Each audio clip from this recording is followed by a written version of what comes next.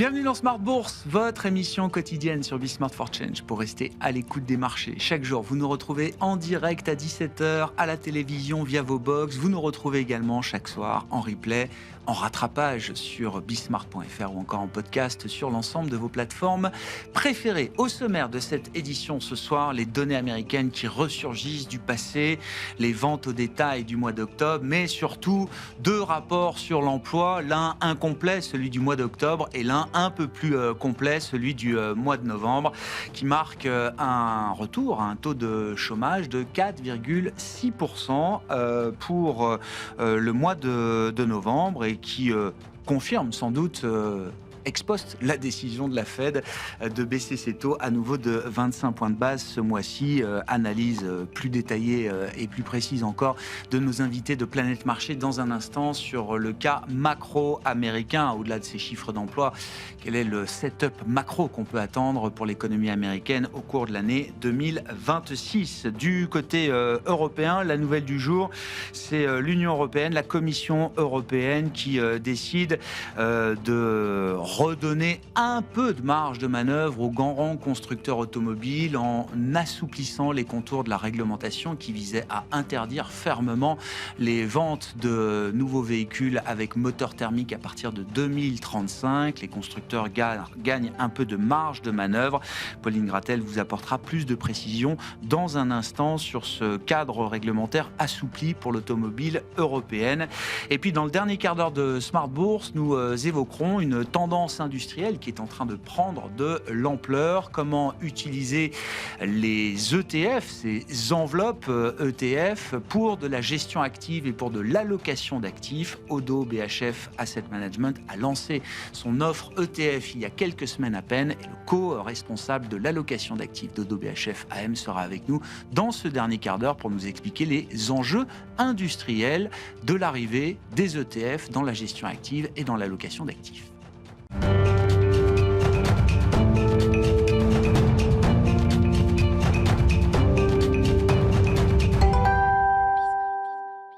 Tendance, mon ami, chaque soir en ouverture de Smart Bourse, Pauline Gratel est avec nous et vous apporte les infos clés du jour sur les marchés. Bonsoir Pauline. Bonsoir. Commençons donc avec l'emploi américain et des chiffres qui concernent à la fois les mois de novembre et d'octobre, des rapports publiés avec retard bien sûr en raison de la fermeture de l'administration américaine pendant plus d'un mois. Oui, d'après l'enquête auprès des entreprises, l'économie américaine a créé 64 000 emplois en novembre après en avoir détruit plus de 100 000 en octobre. Les chiffres de septembre et août sont par ailleurs révisés à la baisse. L'enquête auprès des ménages uniquement réalisée en novembre montre une hausse du taux de chômage qui passe de 4,4 à 4,6%. Du côté des salaires, ils augmentent de 0,1% sur un mois et de 3,5% sur un an. Les investisseurs ont pris connaissance également des ventes au détail pour le mois d'octobre qui ressortent inchangées sur un mois avec la version cœur néanmoins qui progresse elle de 0,4%. Et puis en zone euro, différentes enquêtes publiées aujourd'hui, les enquêtes PMI préliminaires pour le mois de décembre. Oui, et ils sont tous inférieurs aux attentes. Et au mois de novembre, le PMI service s'établit à 52,6, le PMI manufacturier à 49,2 et le composite à 51,9. Enfin, un mot de l'indice ZOO qui mesure le moral des investisseurs en Allemagne et qui rebondit en décembre à 45,8 contre un consensus de moins de 40. Quels sont les équilibres qu'on a pu observer sur les grands marchés macro et notamment les marchés obligataires après ces publications, Pauline ? Aux États-Unis, le rendement à 10 ans s'est légèrement tendu pour évoluer autour de 4,20% après l'emploi. Le rendement américain à 2 ans évolue de son côté autour de 3,50%.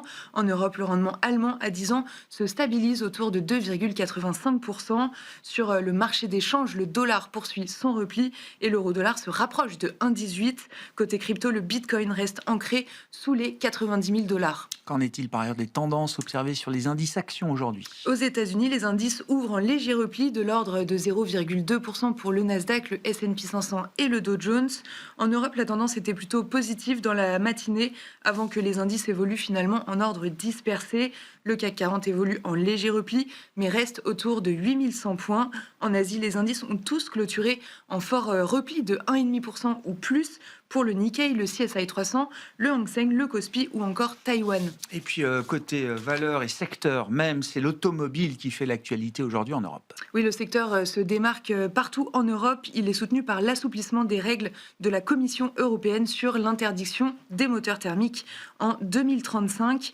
Ainsi, Stellantis progresse de 2%, Renault, Mercedes et Volkswagen d'environ 1%. En revanche, on notera le repli aujourd'hui du secteur de la défense, qui aurait été un secteur fort, très fort cette année en Europe. Oui, Thales et Dassault Aviation reculent de 2%. Pareil pour Rheinmetall qui cède 2% en Allemagne, alors que les pourparlers de paix en Ukraine avancent. Donald Trump a indiqué qu'un accord n'avait jamais été aussi proche. Volodymyr Zelensky, de son côté, enchaîne les concessions sous la pression de Washington. Quel sera le programme à l'agenda demain des investisseurs, Pauline? Les investisseurs prendront connaissance demain de l'indice IFO allemand du mois de décembre. On regardera également l'inflation britannique du mois de novembre. En zone euro, on suivra aussi l'inflation en seconde lecture pour le mois de novembre.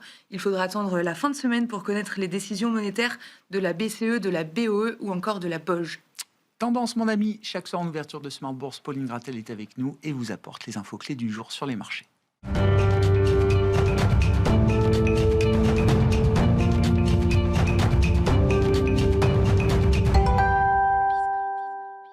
Trois invités avec nous chaque soir pour décrypter les mouvements de la planète marché. Xavier Deburen est avec nous, le directeur des investissements d'OTA Capital. Bonsoir Xavier. Bonsoir Grégoire. À nos côtés également Mathieu Barrière, co-responsable de l'allocation d'actifs chez Odo BHF Asset Management. Bonsoir Mathieu. Bonsoir. Et Bastien Dreux est également avec nous, le responsable des études et de la stratégie de CPR Asset Management. Bonsoir Bastien. Bonsoir. Deux rapports pour le prix d'un, ou quasiment, Bastien, puisque je rappelle le fonctionnement de ces rapports sur le marché du travail américain. Il y a une enquête entreprise, une enquête auprès des ménages. Et pour le mois d'octobre, on a seulement l'enquête entreprise, qui apporte d'ailleurs un chiffre de destruction d'emplois, je crois, assez fort. Et pour le mois de novembre, on a, comme à l'habitude, les deux enquêtes, et donc un taux de chômage issu de l'enquête auprès des ménages qui remonte à 4,56%. J'ai regardé dans le détail, Bastien. Non, mais la question étant, est-ce que tout ça valide ex post, évidemment, la décision de la Fed ce mois-ci?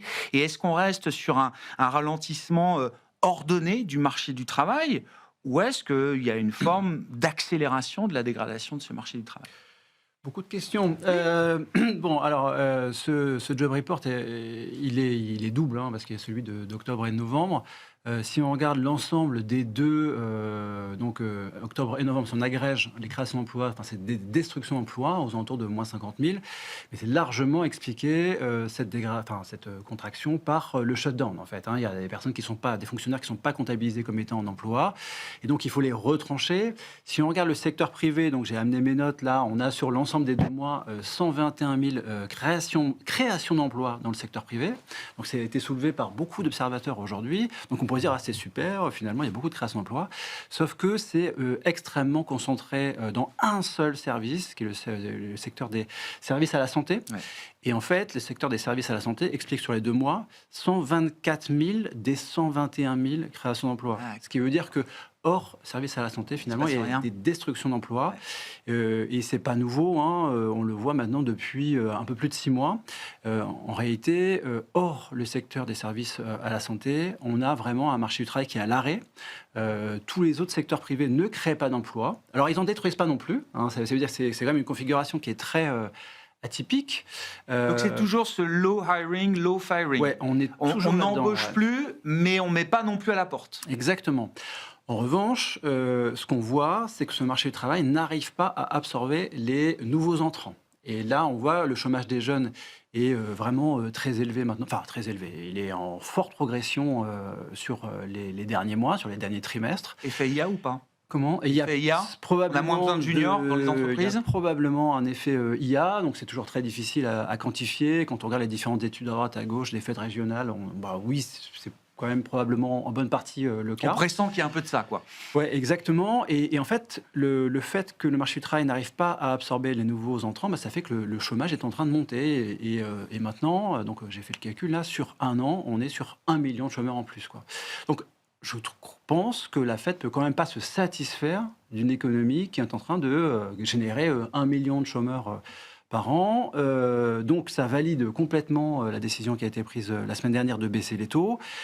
Et très probablement, ça validera aussi les prochaines baisses de taux. Au pluriel? Ah bah oui, nous, c'est ce qu'on, en tout cas c'est ce qu'on pense, on sera peut-être pas d'accord là-dessus. Est-ce que l'histoire que vous racontez, que ces rapports sur l'emploi nous racontent, est-ce qu'on le réconcilie avec le dernier scénario macro qui a été envoyé par la Fed? Non. Non. C'est quand même ça que j'ai retenu. Ce que nous vend Jérôme Powell, c'est déjà plus de croissance, 2,5%, et moins d'inflation l'an prochain aux États-Unis. C'est déjà assez daté. C'est-à-dire pas de ralentissement, quoi. Alors, c'est plus compliqué que ça, parce que pour l'activité, ils ont probablement raison qu'il y aura une croissance relativement correcte l'année prochaine. En revanche, est-ce que ça se mariera avec un marché du travail qui s'améliorera l'année prochaine? Moi, j'ai quand même vraiment des doutes par rapport à tout ce qu'on peut voir cette année. Là, la prévision de taux de chômage des membres du FOMC pour la fin de cette année, c'est 4,5. On est déjà à 4,6. Donc, en fait, ils sont déjà presque en retard déjà sur là-dessus. Et puis, surtout, ils prévoient une baisse du taux de chômage l'année prochaine. Donc, on a quand même du mal à anticiper que l'année prochaine, tout d'un coup, toutes les personnes qui n'arrivent pas à trouver un emploi arriveront à trouver un emploi et que le taux de chômage baissera l'année prochaine. Donc, voilà, je pense que la Fed devra revenir aux baisses de taux l'année prochaine. Quelque chose qui doit lâcher d'un côté. Exactement. Ouais. D'accord. Et donc, il y aura plus d'une baisse de taux selon toute vraisemblance, l'an prochain aux États-Unis, une étant le scénario médian qui a été signalé par les banquiers centraux américains. Qu'est-ce qu'il faut avoir comme idée macro, ou qu'est-ce que vous avez comme idée macro pour les États-Unis l'an prochain chez Oddo BHF AM, Mathieu, partant des chiffres qu'on commente là avec Bastien? L'idée, effectivement, c'est celle d'une Fed qui, pour de multiples causes, peut être amenée à couper un peu plus les taux courts que ce qui est actuellement pricé par les marchés financiers, qui tournent à un peu moins de baisse de taux. On a effectivement toujours une pression politique. Alors des fois, elle est exacerbée, des fois, elle se réduit un peu. Elle reviendra probablement en janvier avec le choix de la tête de la Fed. On a effectivement cette montée du chômage qui est plus rapide que les attentes. Et on a également, c'est vrai qu'on a été très dominé par l'inflation des services, mais il y a aussi le manufacturier et le coût de l'énergie. On a énormément de facteurs qui poussent très rapidement le prix du pétrole à la baisse. On a cassé ce range 60-70 dollars dans lequel on pensait un peu que le WTI s'inscrirait. 56 dollars. Et ça d'ailleurs, c'est pas juste limité aux États-Unis. C'est assez global. Ça fait assez longtemps qu'on n'a pas eu de période en Europe avec du baril de pétrole à moins de 50 euros. Donc tout ça, c'est un scénario un peu peut-être moins inflationniste ou plus déflationniste que celui qui est actuellement pricé par les marchés financiers, qui donne des marges de manœuvre aux banques centrales. Et quand on voit des communications même de prétendants à la tête de la BCE qui commencent à évoquer le fait qu'il pourrait être confortable avec des marchés qui priceraient une hausse de taux, on a un peu l'impression que le marché anticipe un peu trop de croissance pour 2026. Donc on n'est pas encore tout à fait à la fin des baisses de taux. C'est valable pour la Fed, c'est valable aussi pour d'autres banques centrales. Il y a des pays qui continueront leur hausse de taux, le Japon, et puis maintenant ils y vont comme pour les hausses, oui. Là, ils y vont comme de grands garçons, ils font ça à taux de 0,25, on n'est plus dans le 8e de pourcent. Il y a effectivement des pays comme l'Australie, mais c'est un cycle un peu particulier. Autrement, Canada, stabilité, de la place pour couper probablement encore en Angleterre.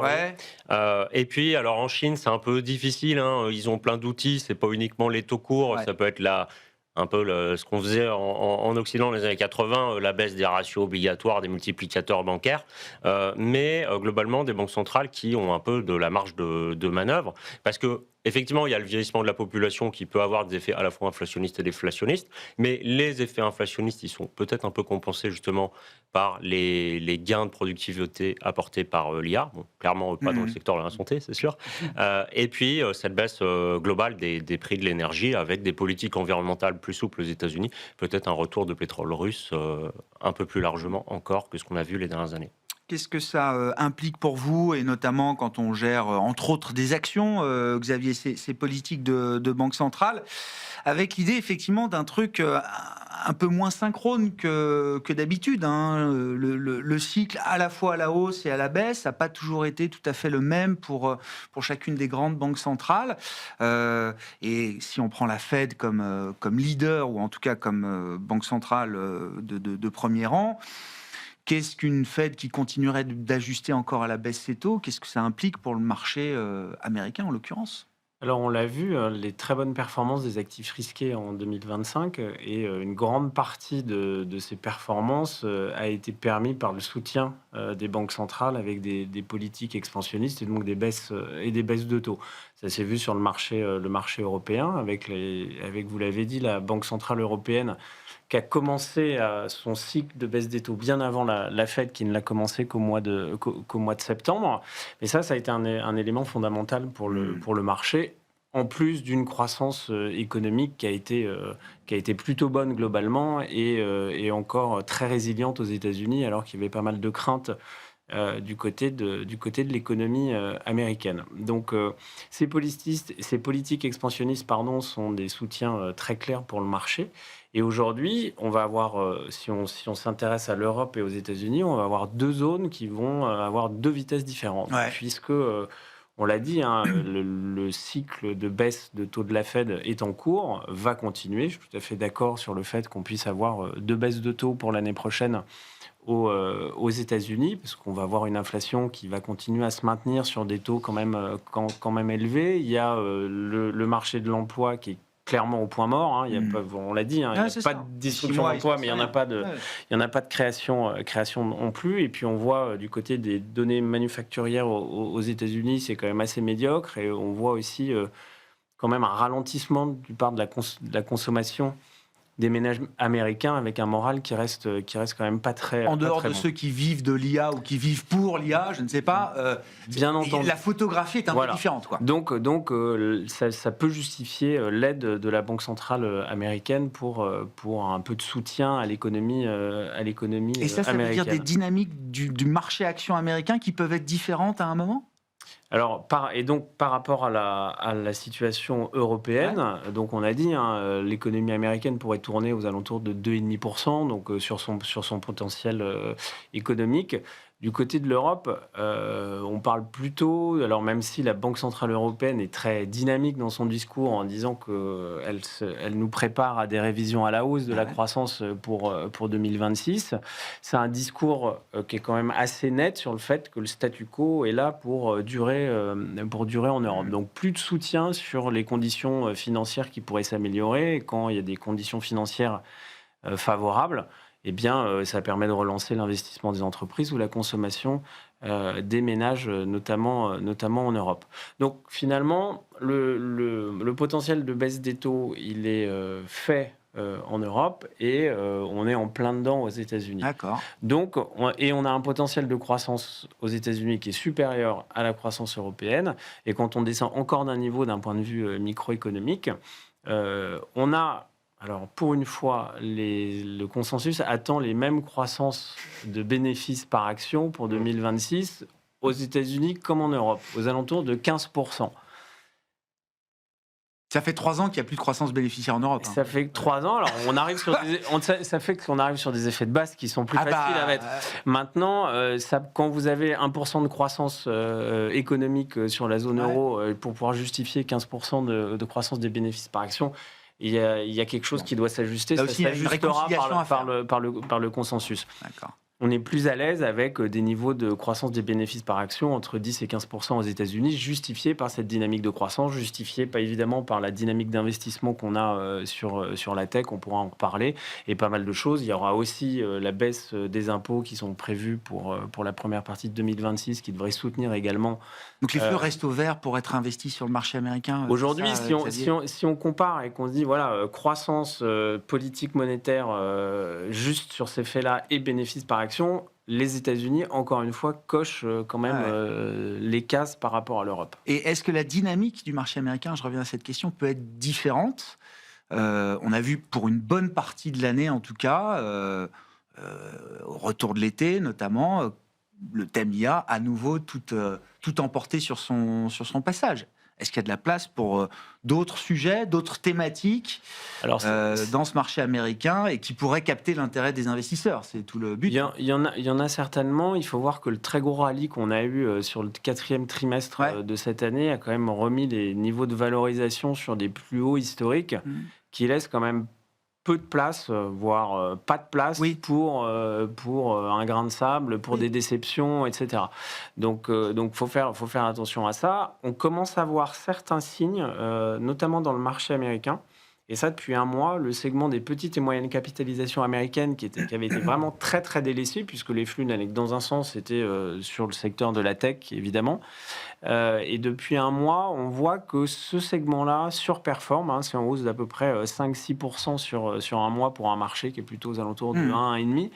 Et donc ça, il va falloir voir si ces choses-là continuent. Mais quand les taux baissent, c'est plutôt favorable pour ce segment. Donc les baisses de taux américains devraient normalement mettre en place une certaine rotation sectorielle au sein des classes d'actifs et des secteurs. Est-ce que ça peut se dérouler comme ça? Qu'est-ce que vous en dites chez CPR? Ouais, c'est notre scénario. C'est exactement notre scénario. Le fait qu'on ait effectivement ces baisses de taux, ça peut permettre de rééquilibrer un peu le marché américain. Bon, là, déjà, quand je suis passé la dernière fois ici, je pense que je l'avais déjà dit, mais je le redis, parce que c'est encore vrai. Mais on a une dynamique de profit qui, en dehors des très grosses entreprises américaines, est à peu près nulle, quoi, quand on calcule. Donc les profits hors cette magnifique, il se passe quasiment rien, ou c'est en train de s'améliorer un petit peu. Et ça, c'est vraiment avec une macro qui s'améliorera que ça peut déclencher. Que ça peut se déclencher. Et pour le moment, on avait des taux d'intérêt qui étaient encore, une politique monétaire qui était encore trop restrictive. Le fait de l'abaisser progressivement, ça va évidemment aider tout le reste de la cote hors M7. Mais on n'est pas non plus sur un cycle de baisse de taux qui est très spectaculaire. Là, on est passé de 4 à 3. On parle de 2. Ouais, voilà, on arrive à 3,50. Bon, c'est pas non plus un mouvement qui est extrêmement franc, qui permettrait d'avoir un rattrapage qui serait très fort, quoi. Donc, pour l'instant, c'est encore le secteur de la tech qui va dominer, l'IA, etc. Ouais. Comment vous voyez ce marché américain évoluer de votre côté, Mathieu? Est-ce qu'il y a de la place, effectivement, pour du rattrapage, pour des segments du marché et des tailles d'entreprises qui n'ont pas fait grand-chose jusqu'à présent? Puis c'est toujours un peu pareil. On se dit, tiens, les Mag 7 vont tenir au sommet et puis le reste du marché va rattraper. C'est presque un peu trop beau comme scénario pour être vrai. Donc on réfléchit aux risques qui peuvent être attachés à ce genre de scénario, j'imagine. Oui, ce serait effectivement un scénario. Ça peut être trop beau, j'en sais rien. C'est un scénario, on va dire, peu probable. Et s'il se réalise, ceux qui l'auront investi, notamment via le marché des options, feront de grandes fortunes. Ouais. Je rejoins ce qui a été dit sur le segment des petites et moyennes capitalisations, en ayant peut-être une légère préférence pour les mid-cap aux US. Le segment entre les 500 et 1000e capitalisation. C'est vrai que dans le bas du spectre, du côté Russell 2000, on a des futurs, on a aussi des ETF qui permettent à l'investisseur retail d'aller sur ce produit. On avait vu aussi il y a quelques années les phénomènes de bulles volontaires créés par les... Ouais, c'est ça, bien sûr. Oui, donc il y a les penny stocks, les penny stocks. On a quand même pas mal de zombies compagnies dans le secteur des petites capitalisations. Mais entre la 50e et la 1000e, voilà, c'est par exemple le SP400 mid, voilà, ce type de taille de capitalisation où il y a de la liquidité qui est correcte et où il n'y a pas trop de structurally money losing compagnie.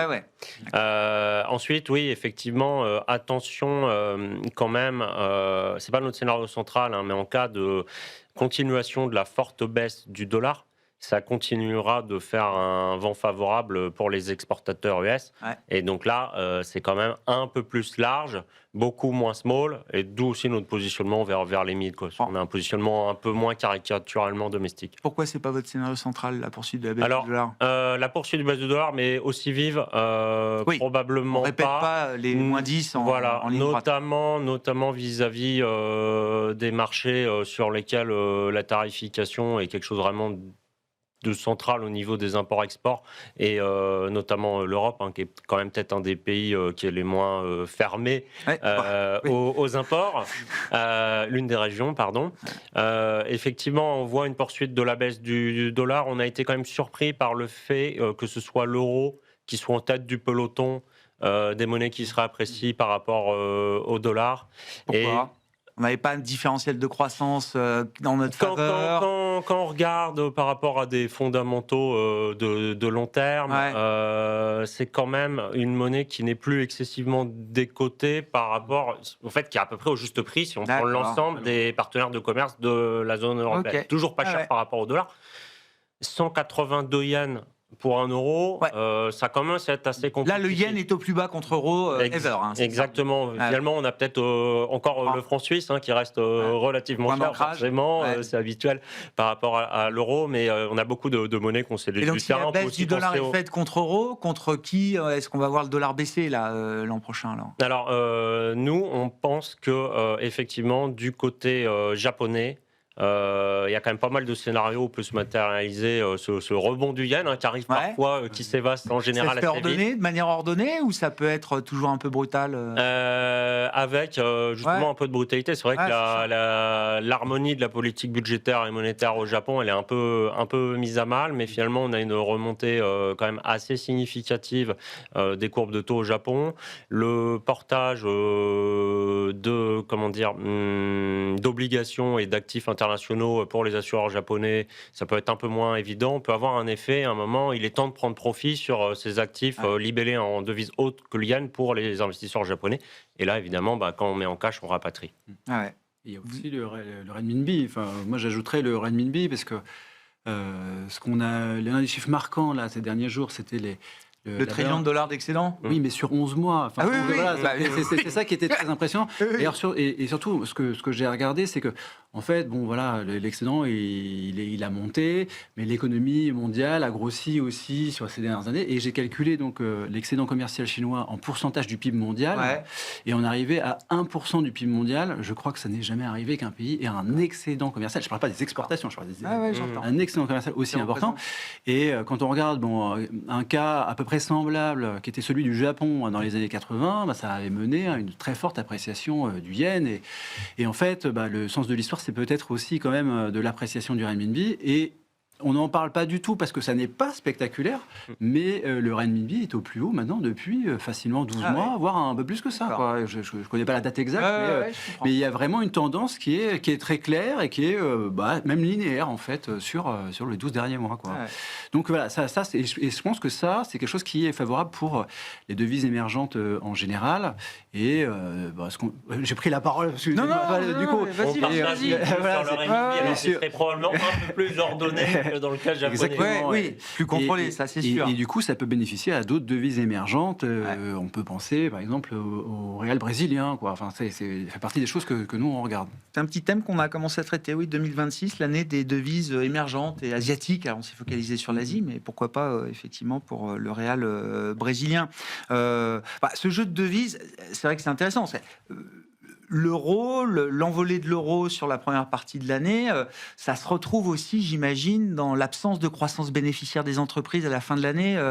Xavier, c'est quand même un facteur qui a joué, qu'on ne peut pas minorer.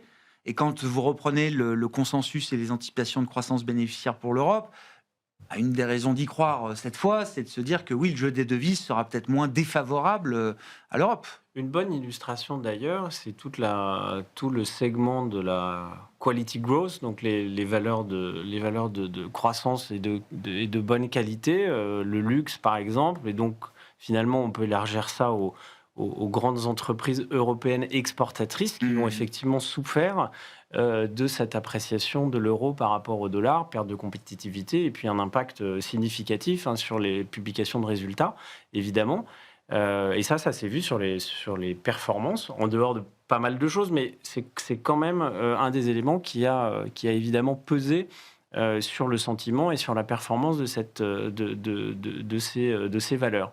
Donc après, effectivement, nous, on est assez d'accord avec le scénario de dire qu'on est plutôt sur une stabilité entre l'euro et le dollar et que la grosse partie de la baisse a été faite. D'ailleurs, on voit bien que c'est plutôt assez stable depuis quelques mois.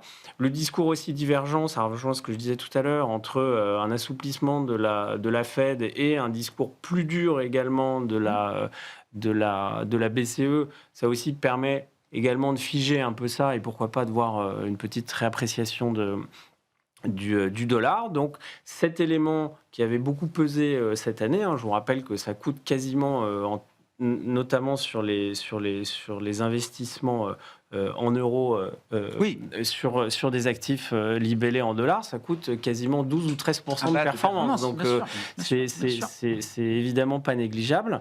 Et ça, si on considère qu'on est arrivé sur un plateau, cette tendance-là, au moins l'effet de base devrait permettre de voir une légère amélioration sur cet effet-là. Donc on peut dire que l'effet négatif de la remontée de l'euro est sans doute derrière nous et que 2026 devrait être beaucoup plus lisible. Ça sur donne cette envie de se partie-là. renforcer dans ce que vous appelez equality growth, effectivement, qui a, je crois, en relatif, sous-performé comme jamais Ouais. par rapport à ce qui a marché en Europe, plutôt value, les financières, une année où il fallait vraiment pas les rater, mais ça fait déjà 4-5 ans que le secteur 5 bancaire ans, en Europe... parce qu'il faut pas les rater. Depuis 2020, je le rappelle à chaque fois, les banques européennes font mieux que le Nasdaq américain, mais cette année, vraiment, il fallait les avoir. Et puis, l'autre partie, c'est le thème de la défense, bien sûr, enfin, tout ce qui... guidé par les dépenses d'investissement public, pour l'instant, entre autres. On voit bien que ces thématiques-là sont en train de se normaliser. Il y a évidemment, il y a eu beaucoup d'anticipation sur... Banque et défense se normalisent. Alors, pas la banque, nous on reste positif et on continue de pousser cette thématique pour 2026 pour des raisons de valorisation, même si le rattrapage a été exceptionnel. C'est un secteur qui ne se paye pas très cher au vu de la dynamique de croissance de bénéfices par action qu'on a. C'est-à-dire que les banques sur le marché européen, c'est le pendant des Max 7 aux États-Unis. C'est-à-dire que la dynamique de bénéfices par action a été soutenue par le secteur bancaire. C'est plus de 20 trimestres consécutifs de beat and raise. Bien sûr. Du secteur bancaire. Donc il y a eu un rattrapage de valorisation, il y a une dynamique de croissance bénéficiaire qui est très favorable. Vous avez un niveau de rendement pour l'actionnaire qui reste encore très attractif aux alentours de 8%. Donc franchement, c'est d'un point de vue fondamental, ça reste un secteur et une thématique à jouer pour 2026. Donc après, sur le reste, on voit effectivement que ces entreprises de très bonne qualité, qui sont quand même souvent des leaders mondiaux, avec des barres de marché très importantes, ont quand même souffert en termes de performance relative et absolue en 2025. Et on revient sur des niveaux de valorisation qui sont attractifs, c'est-à-dire en ligne avec ces 15 ou 20 dernières années. Il y avait eu pas mal d'excès quand ces secteurs-là montaient, mais aujourd'hui, c'est des niveaux qui nous semblent attractifs. On a des effets de base qui vont être favorables, l'effet change, on a dit, qui vont être derrière nous, des éléments de valorisation qui nous semblent quand même plus attractifs, et donc sur un horizon de temps moyen-long terme, ça reste des valeurs de très belle qualité sur lesquelles on peut prendre des positions aujourd'hui avec un risque qui nous semble limité, même si ça a déjà, pour certaines valeurs, pas mal rattrapé. Le secteur du luxe, notamment, Kering sur ses plus bas, ça a repris déjà 60%, et LVMH aussi, ça a plutôt bien fait. Mais Kering, c'est vrai, mais en tout cas, il y a encore... en relatif, des entreprises de qualité qui sont encore en retard, et ça vaut la peine de se positionner dessus. Ouais. Ça pose la question effectivement de l'exposition à la Chine. Et c'est vrai qu'on ne l'a pas nommé, mais un des vents contraires pour ces boîtes-là, ça a été aussi leur exposition à la Chine, avec des changements structurels sur le marché chinois, typiquement dans le luxe. Bon, le consommateur chinois n'est peut-être pas en grande forme, et puis quand il consomme, de plus en plus, il arbitre vers des franchises ou des enseignes nationales. Ça veut dire qu'on ne revient pas quand même à l'état précédent, quand le luxe, par exemple, dominait tout. On peut citer l'automobile aussi, qui a eu de belles années en Chine. Je pense notamment à l'automobile allemande. Tout ça est quand même bien derrière nous maintenant. Là, il y a un changement structurel qui est quand même très fort sur la Chine sur les dernières années, avec une demande domestique qui est... on l'a vu cette semaine. Qui est mal engagée. Quand on calcule l'évolution de la demande domestique, on revient... Bon, il y a eu la période des... alors, je trouve plus comment ça s'appelle quand on fermait l'économie là. Le shutdown, le Covid, le confinement. Les confinements, voilà. Les périodes de confinement à répétition en 2022. On est sur ce niveau de croissance, et pour retrouver cette médiocrité des chiffres chinois, il faut repartir dans les années 80, en fait. Donc, c'est vraiment une économie qui ne se porte pas très bien. Le consommateur, vraiment, est très déprimé. On voit que la crise immobilière est loin d'être terminée, en réalité. Les prix continuent à baisser très rapidement. Depuis le pic, les prix dans l'ancien ont perdu 20% quand même. Maintenant, ça commence à faire vraiment beaucoup. Et puis, ça pèse énormément sur le moral des consommateurs chinois qui, pour beaucoup, n'ont que cet actif pour la retraite. Donc, tout ça, ça pèse énormément. Et en fait, on a ces surcapacités, finalement, de production qu'il peut y avoir en Chine qui viennent... vraiment peser finalement sur les secteurs exportateurs d'autres pays, comme on le venait de le dire, sur les constructeurs automobiles allemands. Donc là, on a vraiment ce choc Chine 2.0 qui se matérialise complètement, quoi. Et pour autant, Mathieu, et là aussi, c'est un des faits marquants de l'année 2025, la Chine est redevenue investissable. En tout cas, pour ceux qui pensaient qu'elle ne l'était plus, elle est redevenue investissable pour des raisons qu'on n'imaginait pas il y a peut-être encore une paire d'années. Parce que la Chine est à la pointe de l'innovation mondiale aujourd'hui dans tout un tas de domaines. Alors ça, c'est avéré. C'est avéré. Et puis peut-être aussi en termes d'innovation, une bonne coordination monétaire et des autorités de régulation des places financières chinoises. 2023, on avait quand même de plus en plus, on va dire, d'officiels chinois qui faisaient des petits tours en Occident en expliquant que si, il fallait aller avoir confiance et que le but d'une entreprise chinoise, c'était de refaire monter son cours de bourse parce qu'il fallait quand même payer un peu les investisseurs. Et à l'époque, en Europe, voire même aux États-Unis, on se posait des questions sur la moralité des rachats d'actions. En Chine, ça poussait pour faire du buyback, pour remonter les cours au-delà de leur valeur fondamentale. Une logique assez simple aussi, finalement, il y a des titres sur un marché, s'il y a moins de titres, les titres valent plus cher. Donc c'est la fin des introductions en bourse. Attention quand même, parce que depuis cet été, les autorités chinoises disent pas à toutes les entreprises de tech chinoises allez-y, faites de l'IPO et vendez votre technologie à l'international, mais ils réautorisent quand même le pipeline. Bien sûr. Donc ça veut dire des papiers qui reviennent. Et puis, alors ça peut aussi d'ailleurs être une thématique sur les US, mais si on a un gros retour des introductions, des augmentations de capital, dans les marchés bien organisés, ça peut quand même venir peser sur le potentiel de hausse. Ouais, très clair. Bon, en Chine, on essaye aussi d'orienter quand même le ménage chinois toujours plus vers les marchés de capitaux et vers la bourse, j'imagine. Alors, on essaye, ça, c'est pas forcément fait intégralement. On a plutôt les investisseurs chinois qui vont d'ailleurs sur le marché de Shanghai. Ce qui était assez intéressant, c'est qu'on a quelques titres, quelques dizaines de grosses capitalisations qui ont une double cotation entre Hong Kong et Shanghai. On devrait quand même avoir une forme de similarité des prix parce qu'on a des mécanismes de transfert de titres entre les deux places.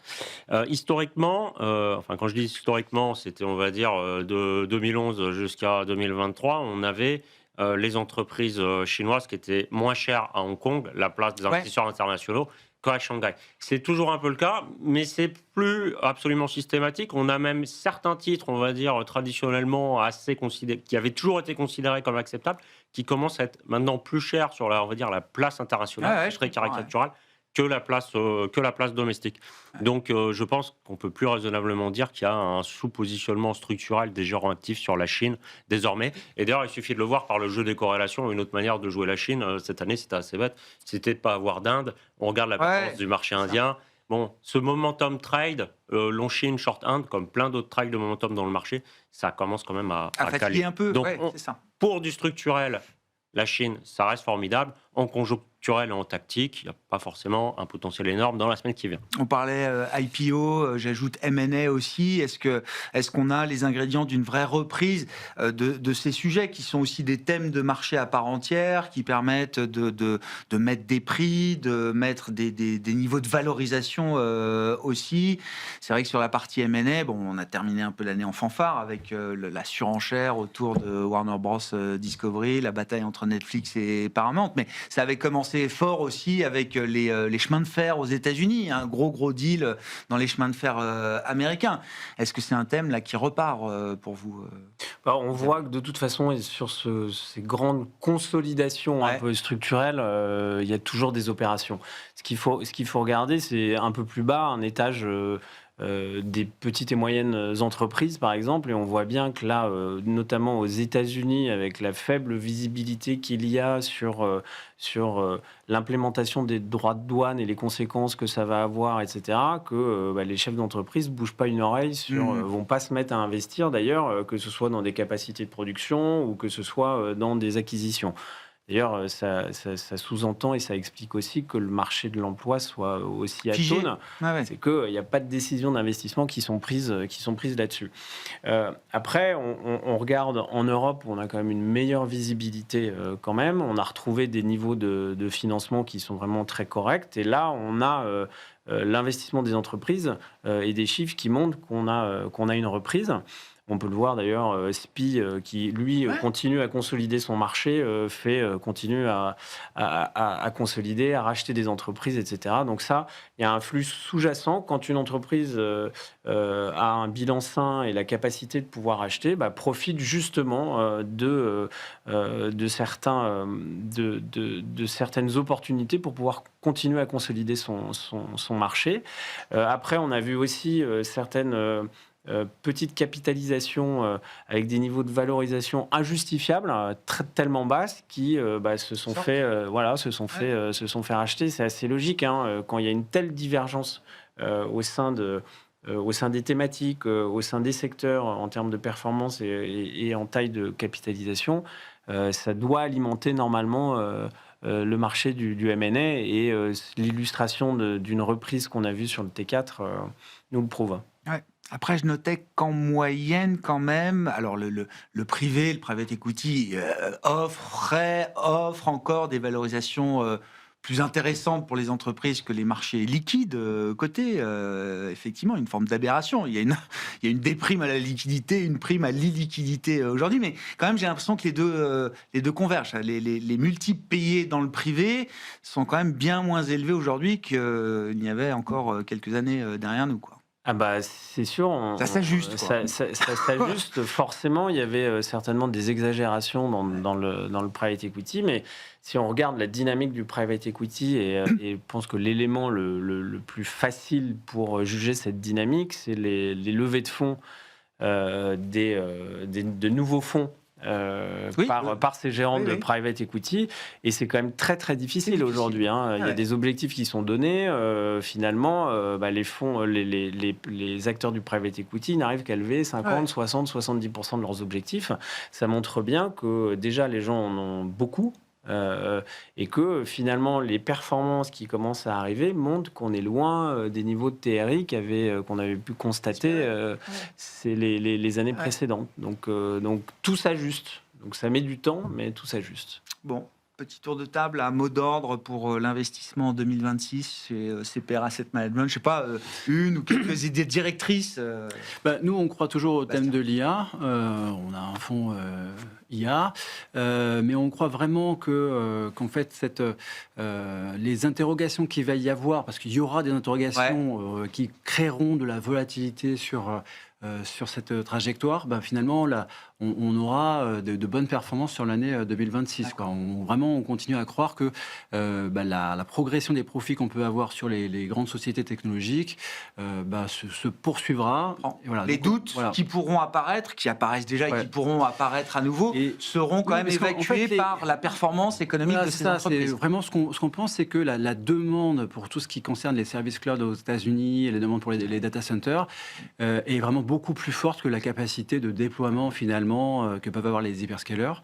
Et donc on continue à croire à ce thème-là, quoi. Donc il ne faut pas se décourager, même s'il y a de la volatilité ponctuellement, à cause des interrogations sur la disponibilité d'électricité, à cause de ces différentes thématiques, quoi. Oui, c'est l'aventure, l'IA, effectivement. Chez Odo BHF Asset Management, c'est quoi la ligne directrice pour débuter 2026? Alors, Mathieu, on a beaucoup échangé sur les marchés d'actions. C'est pas les seuls marchés. On garde notre positionnement crédit. Le crédit pour le portage, évidemment, vu les niveaux de spread actuels, on ne voit pas des resserrements massifs. On ne va pas avoir une banque centrale qui fait des effets d'éviction, mais du portage, du crédit court. Et puis, on observe quand même des courbes de taux qui nous paraissent trop pointues. On ne croit pas Trop pentues, certaines. Oui. Le Japon, c'est la plus pentue. C'est la plus pentue. Je sais pas, c'est la plus Mais pentue. effectivement, moins il y a de croissance, plus c'est pentu. Presque. Actuellement, on a des pentes assez significatives aussi en Europe, peut-être plus qu'aux États-Unis. Et puis même aux États-Unis, finalement, on se pose la question sur où peuvent aller les taux longs aux US. Oui, on peut peut-être avoir 0,10, 0,20 de tension supplémentaire. Mais souvenons-nous que même si M. Waller, là, qui à un moment était donné pour, comme candidat viable pour plaire à M. Trump, là, il est un peu redescendu dans les marchés prédictifs. C'est lui qui, en octobre 2023, avait un peu sonné le « je suis centriste au sein du board de la Fed », mais ça suffit, là, quand on a les 30 ans qui sont à 5%, ça devient compliqué sur le MBS, et le but, c'est pas de planter l'économie. On est aux alentours de 4,8. Voilà, on se dit quand même, au bout d'un moment, il y aura soit le budget qui va dire, c'est pas grave, je vais uniquement émettre du cours, et puis si ça pose du problème, ce sera dans 4 ans, donc ce sera pas mon problème. Sinon, on aura aussi des banques centrales qui sont reparties. Oui, la pression va pouvoir baisser quand même sur les parties longues et super longues de courbes. On le pense. On a du roll-down un peu sur certains endroits des courbes, et puis ça reste un actif producteur. Donc restons investis sur les marchés actions. On a quelques reflux sur certains acteurs de la tech qui repassent de vraiment très très cher à simplement un peu cher. C'est peut-être une occasion de réaugmenter les surpondérations ou réduire les sous-pondérations selon le positionnement de chacun, mais restons à peu près sur le même niveau d'exposition action, et puis remettons du risque de duration parce qu'il peut payer étant donné qu'il a souffert. 30 secondes. Nous, on aborde le début de 2026 plutôt neutre, compte tenu du rallye qu'il y a eu et des niveaux de valorisation aussi bien sur le crédit corporate que sur les actions. Merci beaucoup. Merci à vous trois, messieurs, d'avoir été les invités de Planète Marché ce soir. Xavier de Buren, OTA Capital, Bastien Drus, CPR Asset Management, Mathieu Barrière, Oddo BHF AM.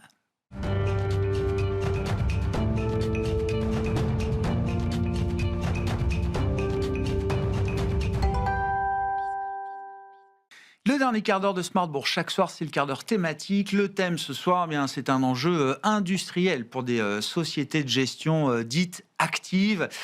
Comment s'approprier le monde des ETF? Et c'est un sujet grandissant. Nous en parlons avec les équipes d'Oddo BHF Asset Management et Mathieu Barrière, qui est resté à mes côtés, le co-responsable de l'allocation d'actifs d'Oddo BHF AM. Bonsoir, rebonsoir Mathieu. Vous êtes là parce que effectivement, Oddo BHF AM a annoncé courant du mois de novembre, je crois, une évolution stratégique de sa gamme de produits, de son offre de solutions d'investissement, avec l'intégration d'une offre ETF ou à base d'ETF. Qu'est-ce qu'il faut savoir de cette offre? Comment est-ce qu'elle se compose? Comment est-ce qu'elle se décompose, Mathieu? Et puis, la question, encore une fois, de l'enjeu industriel. Pourquoi cette offre? Pourquoi maintenant? Alors, effectivement, Oddo BHF AM a lancé sa gamme d'ETF avec à l'intérieur 3 produits. 2 produits d'allocation et un produit d'investissement en direct sur les actions américaines. Donc ce sont 3 ETF, donc un ETF de stock picking et 2 ETF d'ETF. Et en parallèle, on avait aussi lancé quelques semaines auparavant un fonds, lui classique, mais un fonds de gestion active d'ETF. D'accord. Donc il y a ETF au-dessus, ETF en dessous. L'ETF avant tout, c'est une enveloppe. C'est une enveloppe qui est souvent associée à des frais très compétitifs. C'est une enveloppe qui apporte de la liquidité, qui est facilement accessible aux clients. Mais c'est une enveloppe, donc on peut y mettre de la gestion active, de la gestion semi-active, de la gestion passive. Il y a tout un continuum. On l'a associé pendant des années à de la gestion passive. Maintenant, il va falloir déconstruire un petit peu cette idée en séparant l'enveloppe de la stratégie. C'est ça, Mathieu? Exactement.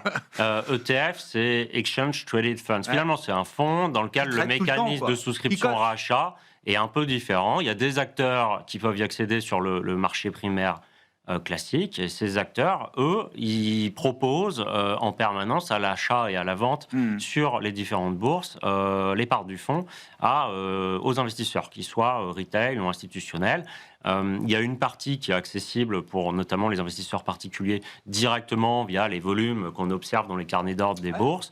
Il y a aussi des acteurs qui font des prix un peu en risque en dehors des marchés. Mais ça présente notamment l'intérêt de l'immédiateté de l'exécution. Si vous souhaitez à 15h21 vous renforcer sur les actions américaines, à 15h22, ça peut être fait. Et puis surtout, vous exécutez à prix connu. C'est souvent des reproches qui ont été faits à l'industrie de l'intermédiation financière, de la gestion.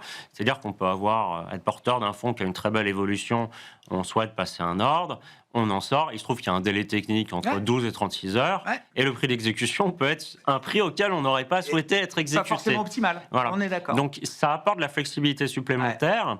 Le marché des ETF est devenu de plus en plus concurrentiel au niveau des différents acteurs, qui permet d'apporter ces solutions à bas coût et aussi d'y déployer une gestion active. Sachant que maintenant l'écosystème de marché fait que même s'il y a une gestion active de l'ETF, les acteurs sur le marché secondaire, ceux qui animent la bourse, où vous achetez ou vendez vos ETF, soient à même d'offrir des fourchettes assez compétitives, y compris pour des sous-jacents gérés de manière active. Mais c'est le bon moment pour une institution comme Oddo BHF, pour son département d'asset management, c'est le bon moment, effectivement, d'avoir cette offre à base d'ETF, sachant que c'est des produits qui existent depuis longtemps, bien sûr, mais là, il y a une vraie demande. En tout cas, ça répond à un vrai besoin venant, encore une fois, d'une institution comme la vôtre et d'une gestion d'actifs réputée pour être plutôt une gestion active, justement, Mathieu.